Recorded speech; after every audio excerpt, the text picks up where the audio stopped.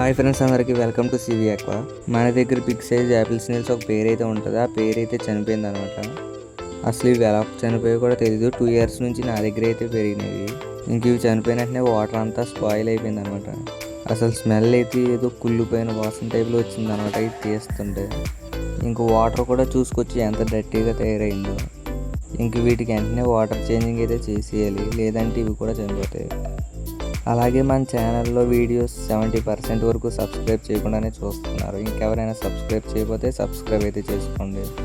అలాగే మన parrot fish వచ్చేసి లాస్ట్ టైం 2 weeks బ్యాక్ అయితే మనకి ఎగ్స్ అయితే పెట్టింది.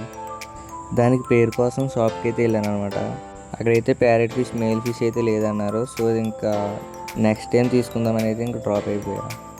కానీ నేను అలా షాప్కి వెళ్ళి వచ్చిన నెక్స్ట్ డేకే ఫుల్గా ఎగ్స్ అయితే పెట్టింది అనమాట. ఆ వీడియో అయితే టుమారో అప్లోడ్ చేస్తాను.